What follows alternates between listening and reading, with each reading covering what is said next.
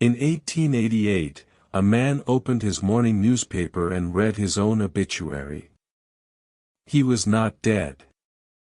But there it was, in black ink, certain of itself. The merchant of death is dead. It counted his money. It counted his corpses. It said the world was better off without him. His name was Alfred Nobel, and the newspaper had made a mistake. His brother had died. A French editor, working fast, grabbed the wrong Nobel. And so, by accident, one of the richest men alive was handed the rarest thing a human being ever gets, the chance to read what the world would say when he was gone.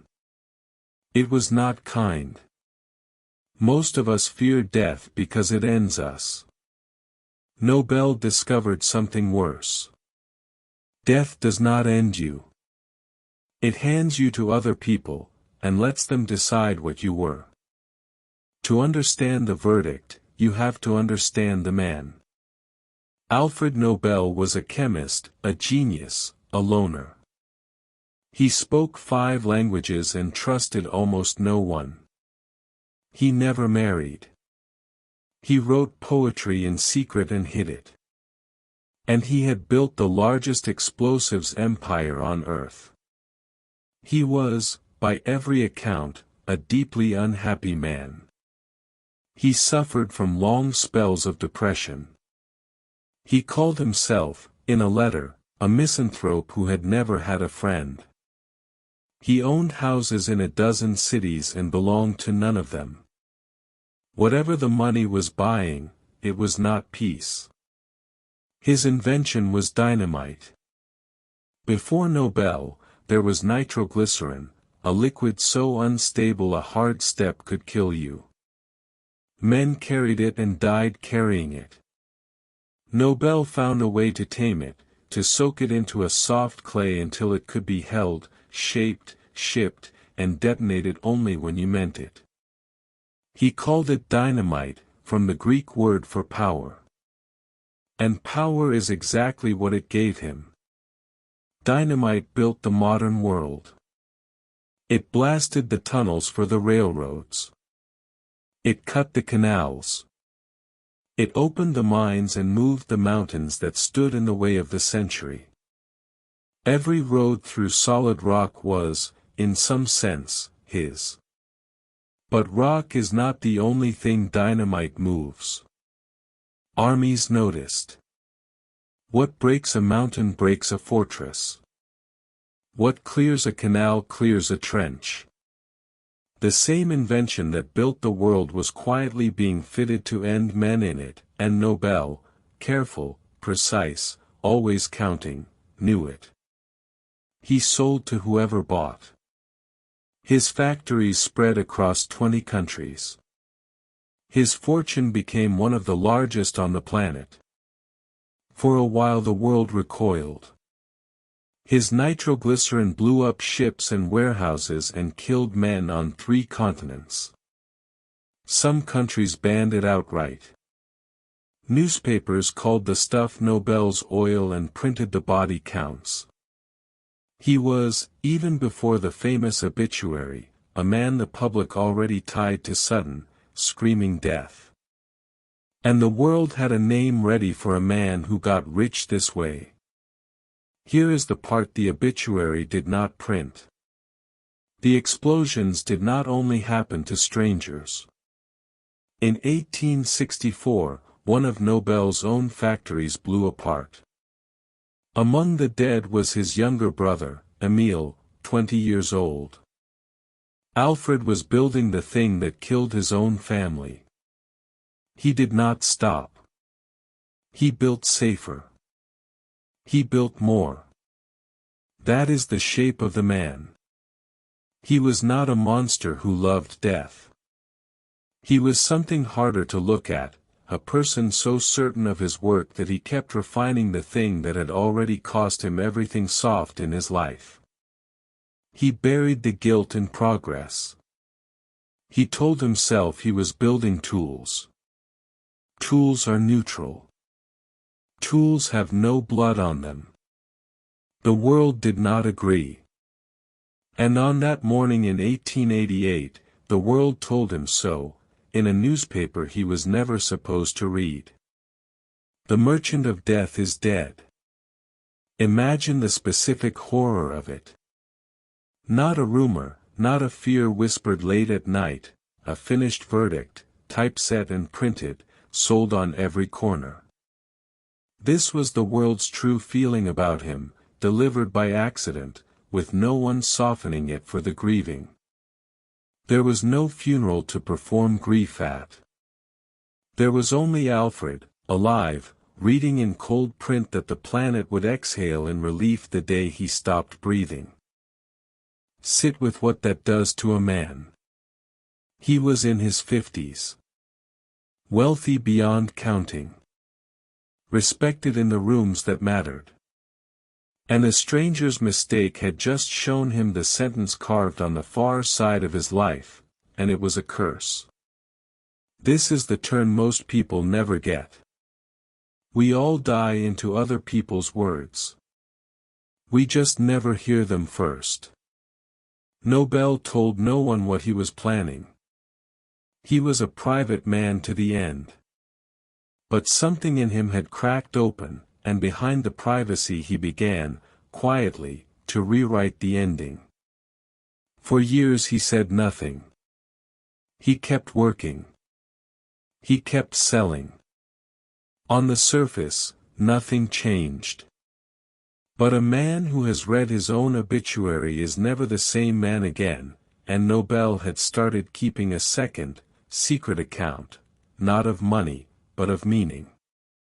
Late in life, one person may have changed the shape of his conscience.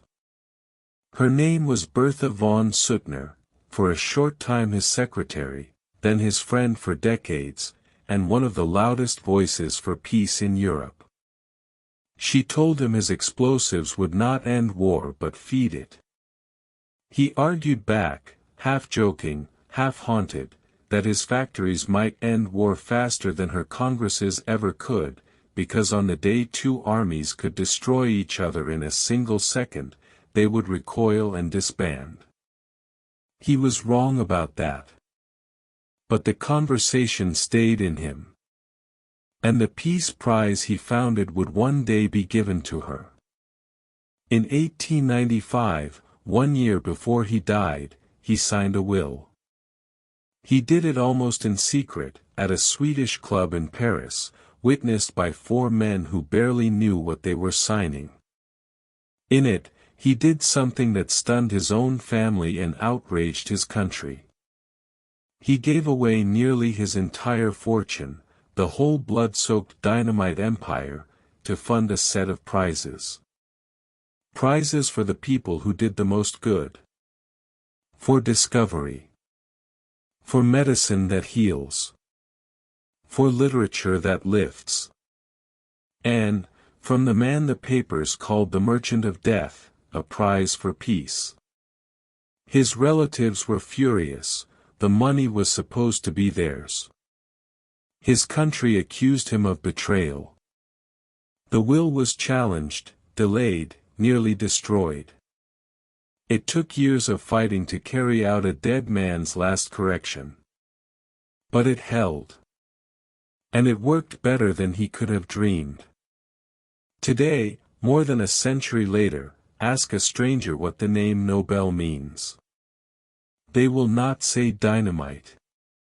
They will not say the factories, the armies, the 20 countries, the fortune built on things that break bodies. They will say the highest honor a human being can receive. They will say peace. They will say genius rewarded. They will say the best of us. He bought that. With the last decision of his life, Alfred Nobel reached past his own death and changed the verdict. The obituary was wrong, not because it lied, but because he made it a lie.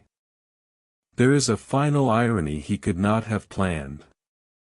The prize did not just clean his name, it became the highest word we have for human worth. To win it is to be told, by the whole world, that you are among the best who ever lived. And it carries the name of an arms manufacturer.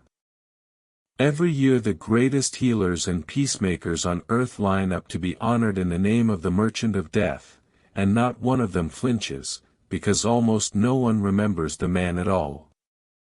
And that is the strange, human thing this whole story is really about. We are the only creatures who live in the shadow of our own ending. We know it is coming. We know we will be summed up in a sentence by people we'll never meet. And that knowledge does something to us. It is why the pharaoh builds the pyramid. It is why the tyrant carves his face into the mountain. It is why the old man plants a tree he will never sit under. We are all, quietly, editing our own obituary, trying to make sure the last word is the one we chose. Psychologists have a name for the trick your mind is playing right now. When one strong impression of a person is good, it bleeds outward and colors everything else. We assume the generous man is also honest, the shining name also clean.